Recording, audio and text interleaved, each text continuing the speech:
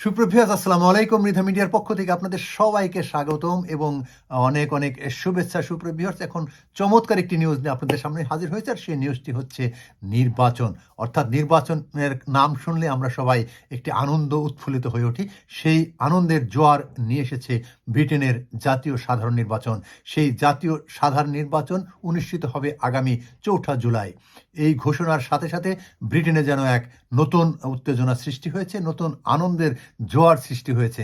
সুপ্রভিয়ার্স, এইখানে অনেকেই জল্পনা কল্পনা করতেছেন এবং আপনারা জানেন যে খুব কম সময়, অর্থাৎ নির্বাচন অনেক দীর্ঘ সময় নিয়ে দিলে প্রস্তুতির এবং অন্যান্য কাজগুলি খুব সুন্দর এবং সুষ্ঠুভাবে করা যাবে, কিন্তু এখানে দেখা গেছে খুব কম সময়, অর্থাৎ আগামী 4 জুলাই হবে জাতীয় নির্বাচন। সেই ঘোষণার সাথে সাথে বিভিন্ন পার্টির থেকে এখন সেই সব নির্বাচনী প্রচারণা এবং কিভাবে নির্বাচন করবে, কিভাবে ক্যান্ডিডেট নির্ধারণ করবে, সব নিয়ে এখন একটি ব্যস্ত সময় পার করবে এই দলগুলো। তবে এখানে কনজারভেটিভ পার্টি এবং লেবার পার্টি দু দলের যে কোনো একটি ক্ষমতায় আসবেন, এমনটাই আশা করছেন বিশ্লেষকরা। তবে আপনারা জানেন যে লেবার পার্টি যে কয়েকদিন আগে কাউন্সিল নির্বাচন গেল, সেখানে তাদের অনেকটা অবস্থা উন্নতির দিকে, এই জন্য তারা আশাবাদী যে আগামী নির্বাচনে লেবার পার্টি জয় হবেন। কিন্তু কনজারভেটিভ পার্টি, অর্থাৎ বর্তমান সরকারি দল, তারা বলছেন যে তারা যে উন্নয়ন কাজ করেছেন, তারা যে জনগণের জন্য কাজ করেছেন, তার জন্য তাদেরকেই জনগণ আবার নির্বাচিত করবেন।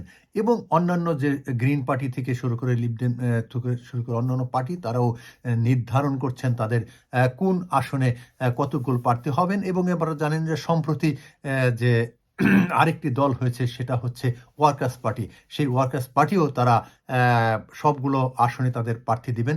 এখন ব্রিটেনে চলছে একটি জমজমাট নির্বাচনী আয়োজন।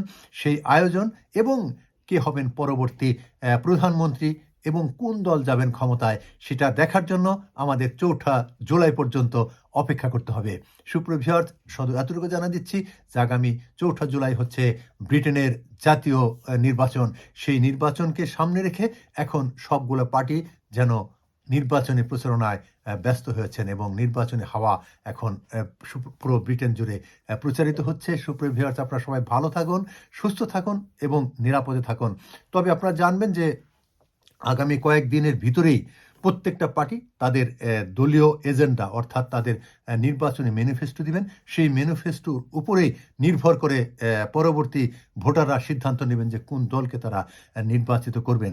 তবে এরই মাঝে স্যার কেয়ার স্টারমার এবং ঋষি সোনাক দুজনে অনেক সময় তাদের প্রতিশ্রুতি দিবেন, বিভিন্ন লাইভ টক শোতে তারা যাবেন এবং তাদের সেই ম্যানিফেস্টো দেখেই পরবর্তী ভোটাররা নির্বাচিত করবেন যে কাকে তারা ভোট দিবেন এবং কে দেশের জন্য এবং জনগণের জন্য সুন্দর সুন্দর পদক্ষেপ নিয়ে আসবেন।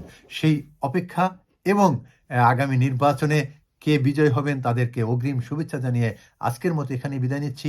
সুপ্রিয় ভাই, আপনারা ভালো থাকবেন, সুস্থ থাকবেন, নিরাপদ থাকবেন, মৃধা মিডিয়ার সাথে থাকবেন। আল্লাহ হাফেজ।